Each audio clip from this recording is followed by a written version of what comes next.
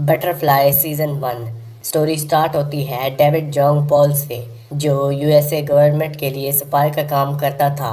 अपने एक पुराने सीआईए दोस्त के साथ मिलकर उसने एक कैडीज नाम की प्राइवेट इंटेलिजेंस कंपनी बनाई थी। डेविड की बेटी रेबिका अपने बाप के साथ काफ़ी क्लोज थी, क्योंकि बचपन में ही उसकी माँ गुजर गई थी। जोनो का अपनी बेटी ओलिवियर के साथ रिलेशन उतना अच्छा नहीं था, क्योंकि सफाई का काम करते करते जोनो में इंसानियत कम हो गई थी। 9 साल पहले जब डेविड एक मिशन के लिए जोलो आइसलैंड गया था। मिशन था एक डेंजरस टेररिस्ट ग्रुप को ख़त्म करना। वहाँ डेविड को पता चलता है कि टेररिस्ट ने मिशन में शामिल सभी एजेंट्स के परिवार को अपनी टारगेट लिस्ट में डाल रखा है। मतलब जब तक वो डेविड तक नहीं पहुँचते तब तक उसकी फैमिली को नुकसान पहुँचाने की कोशिश करेंगे। मिशन के दौरान टेररिस्ट ने डेविड की पूरी टीम को मार दिया। तब डेविड ने अपनी बेटी को बचाने के लिए अपनी मौत का ड्रामा किया। उस वक़्त रेबिका सिर्फ 14 साल की थी और अनाथ हो गई। जोनो ने उसे अपने पास रखा, लेकिन माँ का प्यार देने के साथ साथ उसे एक ट्रेंड कैडीज ऑपरेटिव बना दिया, जो सबसे बेस्ट था। ओलिवियर भी अपनी माँ जोना को खुश करने के लिए कैडीज ज्वाइन कर लेता है, लेकिन कभी उसकी एक्सपेक्टेशन पर पूरा नहीं उतर पाता। डेविड ने अपने पुराने दोस्त योंग सिक की मदद से नई आइडेंटिटी बना ली, कोरिया में सेटल हो गया और शादी भी कर ली, और उसकी एक बेटी है मिन ही। अब डेविड नहीं चाहता कि रेबेका की ज़िंदगी उस तरह बर्बाद हो। जोनो का असर रेबेका को डार्क साइड पर ले जा सकता है, इसलिए वो उसे बचाना चाहता है। शुरुआत में कैडीज एक मिशन के दौरान रेबेका रशियन के एम्बेसडर मिखाइल कार्पोव को मार देती है, लेकिन एस्केप करते वक्त उसे कॉम्स एजेंट अटवर्ड और एफिल्ट्रेशन टीम को डेविड इंटरप्ट कर देता है। जब जोनो को शक होता है कि रेबिका कॉम्प्रोमाइज़ हो गई है, लेकिन फिर भी उसे मदद का वादा करती है। डेविड इंचों में योंग सिक से मिलता है ताकि अपनी और रेबिका के लिए नई आइडेंटिटीज बनवा सके। उसे पता होता है कि जोनो उसकी फैमिली पर अटैक करेगी, इसलिए वो इंजू को वार्न करता है कि मिन ही के साथ सेफ हाउस में चली जाए। रेबिका ने डायरेक्टली कांटेक्ट ना होने पर डेविड एक सेफ हाउस का लोकेशन छोड़ देता है ताकि वो वहां आए।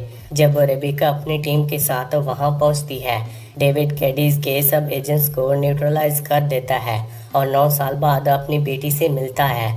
अपने बाप को जिंदा देखकर रेबिका पहले शौक और गुस्से में आ जाती है। उसे लगता है कि डेविड ने उसके साथ धोखा किया है, क्योंकि उसकी ज़िंदगी उसके बिना बहुत मुश्किल गुजर चुकी थी। गुस्से में रेबिका डेविड को बेहोश कर देती है और तुरंत जोनो को कॉल करके पूछती है क्या उसने जानबूझकर उसे इस मिशन पर भेजा ताकि वो डेविड को मार दे। जोनो, जो पहले से ही डेविड पर शक कर रही थी, एटवुड को ऑर्डर देती है कि डेविड को ख़त्म कर दे, लेकिन रेबिका एटवुड को मार देती है। उसके बाद रेबिका को एटवुड के फ़ोन में जोनो का मैसेज मिलता है, जिसमें क्लियर लिखा होता है कि जोनो का टारगेट डेविड ही है। डेविड अपनी बेटी से वादा करता है कि वो सच बताएगा, उसे 9 साल पहले क्यों छोड़ दिया गया था, और उसे कहता है कि उसके साथ भाग चले। रेबिका अपने डाउट्स और ट्रस्ट इश्यूज के बावजूद डेविड के साथ चलने का फैसला करती है। रेबिका अपने डाउट्स और ट्रस्ट इश्यूज के बावजूद डेविड के साथ चलने का फैसला करती है, लेकिन चुपके से जोनो के साथ कांटेक्ट भी रखती है। डेविड कैडीज को अच्छे काम के लिए यूज़ करना चाहता है, लेकिन जोनो का प्लान सिर्फ प्रॉफिट कमाने का था। ओलिवियर के ज़रिए पता चलता है कि फिलीपींस वाले मिशन में जोनो ही डेविड और उसकी टीम को फंसाने दिया था ताकि एजेंसी पर पूरा कंट्रोल ले सके। कैडीज के रिसोर्सेज का यूज़ करके जोनो रशिया को स्टेट सीक्रेट भी बेच देता है। यूक्रेन के वेपन्स और सेंसिटिव लोकेशंस की इंटेल एम्बेसडर के ज़रिए। इस वजह से सीआईए का ध्यान उस पर आ गया और उन्होंने अपना एजेंट जॉय हिंदी भेजा, जो ओलिवियर से इंफॉर्मेशन निकालने वाला था, लेकिन ओलिवियर ने जॉय हुन का प्लान समझ लिया और उसे मार दिया। जोनो ने अपने बेटे को बचाने की कोशिश की, लेकिन पूरा कवर अप परफेक्ट नहीं था। जोनो का पूरा मेंटोर यूएसए सेंटर कॉर्ज के गायब होने पर कैडीज के खिलाफ इन्वेस्टिगेशन स्टार्ट कर दी गई। कार्पोव एक डेंजरस गवाह था जो जोनो का राज खोल सकता था, इसलिए डॉनसन के उसे मिलने से पहले ही जोनो ने रेबिका को भेजकर कार्पोव को मार दिया। अभी के वक्त डॉनसन जोनो से मिलकर जो उनका मर्डर और कार्पोव की डेथ के बारे में सवाल करता है। जॉन अपने बचाव में रेबिका को ब्लेम करके उसे एक रेग्यू एजेंट बना देती है। इधर डेविड और रेबिका पुलिस से बचकर डेगू के एक सेफ हाउस में छुपे होते हैं।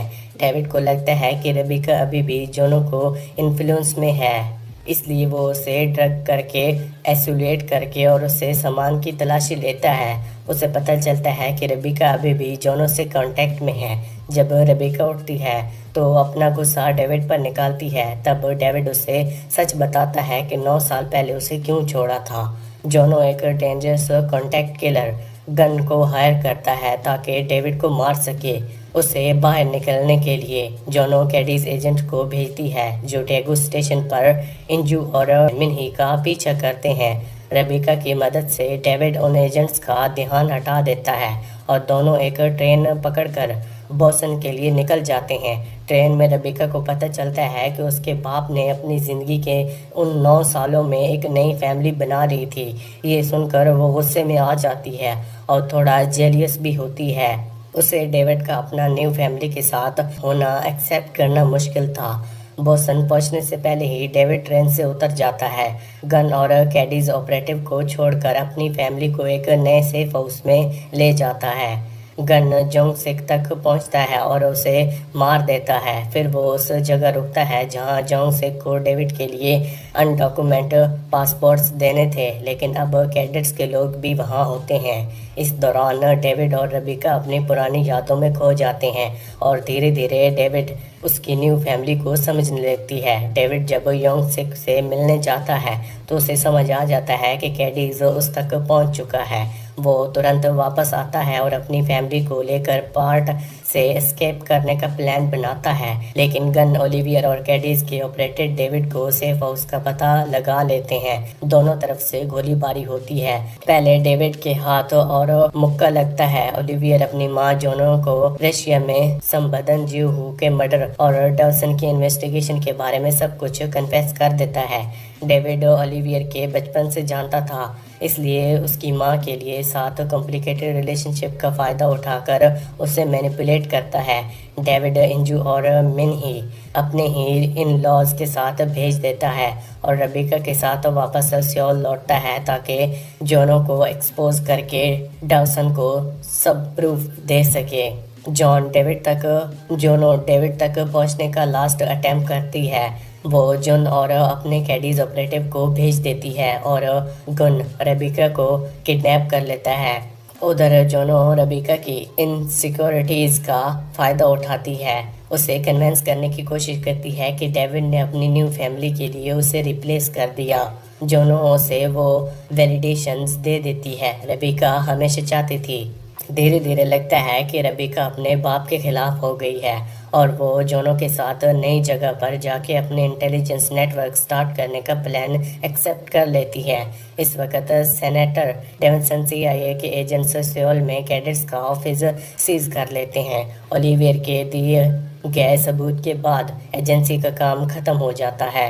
एंड में हम देखते हैं जोनो अपना प्राइवेट जेट पकड़कर अपने ट्रस्टेड साथियों के साथ ऐसी जगह जाने का प्लान बनाता है जहां USS का कानून तक नहीं पहुंच सकता। इसी वक्त ओलिवियर अपनी मां को कॉल करके माफ़ी मांगता है कि उसने उसके खिलाफ गवाही दी। जोनो एक्सेप्ट करती है कि डेविड ने उन दोनों को एक दूसरे के खिलाफ टर्न कर दिया और मान लेती है कि वो एक अच्छी माँ नहीं थी।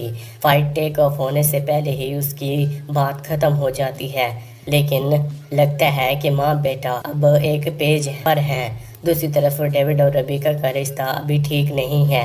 रेबिका अपने फादर से जोनो से हुई बात छुपा लेती है। बाद में डेविड अपनी फैमिली रेबिका इंजू मिनही के साथ डिनर करते वक्त फ्यूचर के बारे में सोचता है। रेबिका इंजू के साथ बाथरूम जाती है लेकिन देर हो जाती है। डेविड जब चेक करने जाता है तो देखता है कि इंजू ज़मीन पर पड़ी है उसके गले से खून निकल रहा है, किसी ने उसे छुरा मारा था। रेबिका गायब हो जाती ये देखकर डेविड ही नहीं व्यूअर्स भी ये सोचने लगते हैं कि शायद रेबिका ने ही एंजू को अटैक किया। चाहे जेलेसी एक काफ़ी कमज़ोर मोटिव ही क्यों ना हो सकता है कि जोनो ने अपने लोग भेजकर डेविड से बदला लिया हो, क्योंकि इसने ओलिवियर के साथ उसका रिश्ता बिगाड़ दिया। सीज़न 1 इसी क्लिफ हैंगर पर ख़त्म होता है। आपको कौन सी मूवी या फिर वेब सीरीज़ का एक्सप्लेनेशन चाहिए, हमें कमेंट सेक्शन में ज़रूर बताना। वीडियो अच्छी लगी हो तो वीडियो को लाइक करके चैनल को सब्सक्राइब लाजमी करना। Thanks for watching.